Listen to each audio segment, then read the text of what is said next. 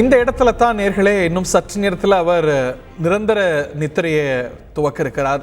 தென்னகத்திலேருந்து தொடங்கிய பயணம் தலைநகரத்தில் வந்து தமிழ்நாட்டு அரசியலில், திரைத்துறையில் என்று பல துறைகளில் கோலோச்சியவர்.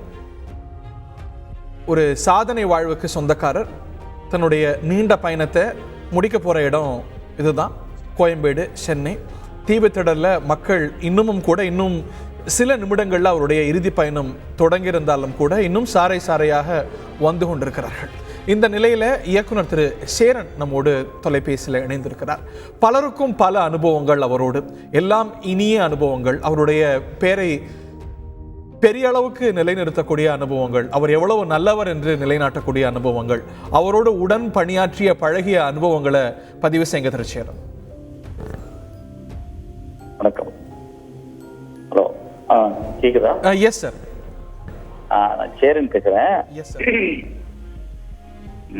விஜயகாந்த் சார் என்னை பொறுத்தவரை இந்த இழப்புக்கு காரணம் ஒரு அரசியலுக்குள்ள இந்த அரசியலுக்குள்ள போட்டி, பொறாமை, காழ்ப்புணர்வு, இதுக்குள்ள அவரை அவர் ஒரு பெரிய நல்ல இதயம் படைத்த ஒரு நல்ல மனிதன்றதை மாற்றி ஒரு அரசியல்வாதியா கொண்டு வந்ததுனால அவர் இந்த இடத்துக்கு போயிட்டாரோன்னு எனக்கு ஒரு பெரிய வருத்தம் இருக்கு. ஏன்னா இல்லாட்டி ஒரு நல்ல நடிகரா மட்டுமே இருந்திருந்தாருன்னா, நல்ல நடிகரா, நல்ல தயாரிப்பாளரா, இன்னும் நிறைய இயக்குநர்கள் உருவாக்கி நிறைய படங்கள் பண்ணி ஒவ்வொரு படத்திலையும் ஒரு 100-150 குடும்பங்களை வாழ வச்சுக்கிட்டு இன்னைக்கு பாருங்க, இந்த இவ்வளவு கூட்டம் அவர் அரசியல்வாதியா சாதித்ததை தாண்டி ஒரு மனிதனா வாழ்ந்ததுனால மட்டுமே இவ்வளவு கூட்டம் நிக்குது. இவ்வளவு கூட்டத்தை பார்க்கும்போது நல்ல மனிதனா வாழ்றது எவ்வளவு பெரிய அடையாளம். அந்த அடையாளத்தை இந்த பாழா போன அரசியலுக்கு போய் அவரு இவ்வளவு உடல்நலம் பாதிக்கப்பட்டு, மனநிலை பாதிக்கப்பட்டு, ரொம்ப கஷ்டப்பட்டு 8-10 வருஷங்களாச்சு அவர் பொதுமக்களோட தொடர்புக்கு ஆனா அதுக்கு அப்புறமும் கூட இந்த மக்கள் இவ்வளவு ஞாபகம் வச்சிருக்கிறதுக்கு ஒரே காரணம் அவருடைய நல்ல மனம், நல்ல மனிதன். அவர் நல்ல மனிதர்கள் இந்த நாட்டுல எல்லாருமே பாத்தீங்கன்னா மனசு கஷ்டப்பட்டு, மனசு துன்பப்பட்டு தான் இறந்திருக்காங்க நல்ல மனிதர்கள் நிறைய பேர். அதுல எனக்கு இந்த தர்மம் தலைகாக்கம்னு சொல்லுவாங்க, அப்புறம் புண்ணியங்கள்லாம் பண்ணணும்னு சொல்லுவாங்க. அதெல்லாம் எனக்கு இவரோட வாழ்வியல்ல இவருக்கு ஏற்பட்ட நிலையை பார்க்கும்போது அந்த சமாச்சாரத்து மேல எனக்கு நம்பிக்கையே போச்சு. கடவுள் மேல நம்பிக்கை, தர்மத்து மேல நம்பிக்கை, புண்ணியங்கள் மேல நம்பிக்கை எல்லாம் பொய்ன்னு ஆகி போச்சு. ஏன்னா இப்படிப்பட்ட ஒரு மனிதனுக்கு எதுக்கு இந்த 8 வருஷம் இந்த நிலை அப்படின்ற கேள்விதான் திரும்ப திரும்ப திரும்ப திரும்ப வருது. நான் பழகுவதற்கு, அதாவது அவரோட வேலை பார்த்துருக்குன்னு அவசியம் இல்லைங்க. நான்லாம் அவர் கூட வேலையே பார்த்ததில்லை. ஆனா என்கிட்ட நான் பார்த்த சில காலகட்டங்கள்ல, சில நேரங்கள்ல கூட அவ்வளவு நல்ல பழகின ஒருத்தர். அவர்கிட்ட நான் ஒரு கதை சொன்னேன் உட்காந்து, ஜிவி பிலிம்ஸ்க்காக. அதுக்கப்புறம் ஒரு சொக்கத்தங்கம் பாக்கியராஜர் படம் பண்ணார். அந்த படத்துக்கு பதிலா நான் அவருக்கு ஒரு படம் பண்றதுக்காக கதை சொல்ல போகும்போது கிட்டத்தட்ட ஒரு 3 மணி நேரம் அவர் என்கிட்ட நடந்துகிட்ட முறை, அவரை விட நான் ரொம்ப சின்ன பையன், அவருக்கு பின்னாடி சினிமாவுக்கு வந்தவன். ஆனா டைரக்டர் சார் அப்படித்தான் பேசு. சேரன் அப்படி சொல்ல மாட்டார். அவர் டைரக்டர்களை மதிக்கக்கூடிய, டைரக்டர்களுக்கு ரொம்ப முக்கியத்துவம் கொடுக்கக்கூடிய ஒரு நடிகர். என்னமோ என்னோட துரதிர்ஷ்டம், நான் அந்த திரைப்படம் பண்ண முடியாமல் போச்சு. அதுக்கப்புறம் அவர் பொக்கிஷம் படம் பார்த்துட்டு அவர் என்கிட்ட கூப்பிட்டு, நீ அந்த பாட்டு எடுத்திருக்கியே அப்படின்னு சொல்லி ஒன்னொன்னையும் பத்தி பேசினார். எனக்கு ஆச்சரியமா இருந்தது. ஒரு நடிகரா மட்டுமே பார்த்து நம்மள பழக்கப்பட்ட விஜயகாந்த் சார் ஒரு டெக்னிக்கலா நான் ஒரு சில விஷயங்கள் பண்ணியிருந்ததை அதை ஒரு இன்னும் சொல்ல போனா திரைத்துறையில யாருமே அதை நோட் பண்ணல. ஆனா அவரு நோட் பண்ணி எனக்கு போன் பண்ணி, அது ரொம்ப நல்லா இருந்துச்சு டைரக்டர் சார், ரொம்ப நல்லா பண்ணிட்டீங்க, ரொம்ப எனக்கு பிடிச்சி, நான் டெய்லி கார்ல ஏறினா பொக்கிஷம் பாட்டை தான் கேட்கிறேன்னு சொன்னது எனக்கு பெரிய பெருமை. ஒரு பெரிய அந்த அளவுக்கு அவர் ரசிகனா இருந்திருக்காரு. அதனால இத்தனை வருஷம் ஏன் அவர் மனிதர்களை மன்னிக்க முடியுது அப்படின்னா, வறுமையை கடந்திருக்காரு, பிரச்சனைகளை கடந்திருக்காரு, போராட்டங்களை கடந்திருக்காரு, எல்லா அடக்குமுறைக்கு எதிராகவும் குரல் கொடுத்து நின்றுருக்காரு. அப்ப அதனாலதான் அவருக்கு எல்லா வகையான மனிதர்களையும் மதிக்க தெரிஞ்சிருக்கு. அந்த ஒண்ணுதான் இன்னைக்கு இத்தனை வகையான மனிதர்களை சென்னையில கூட வச்சிருக்கு. சோ இது விஜயகாந்த் இருக்கணும்னு இல்ல, விஜயகாந்த் கேப்டன் இல்லைனாலும் இன்னும் 10 வருஷம், 20 வருஷம், 50 வருஷம் கழிச்சோம் ஒரு நல்ல மனிதனை பத்தி சொல்லுங்க அப்படின்னா இவரை பத்தி எல்லாரும் சொல்லுவாங்க. நீடோடி வாழணும் அவரோட புகழ். அவர் இல்லைன்னு பேசுறதுக்கு எனக்கு தெரியல, மன்னிக்கணும். நல்ல மனிதன் அப்படின்னு சொன்னீங்க இல்லையா, இட் சம்ஸ் அப். இதை தவிர வேற யாரும் அவரை பத்தி வேற எதுவும் சொல்லி நம்ம கேட்கல. அது கட்சி மாச்சரியங்கள் கடந்து எல்லாம் கடந்து நீங்கள் சொல்வது போல எல்லோரும் அவரை பற்றி சொல்வது அவர் ஒரு நல்ல மனிதன். அந்த பேரோடு இந்த பூ உலகத்தை விட்டு போறார் என்பதுதான் அவருடைய வாழ்க்கையின் மிகப்பெரிய சாதனை எல்லாருக்கும் தெரியும். Yes sir.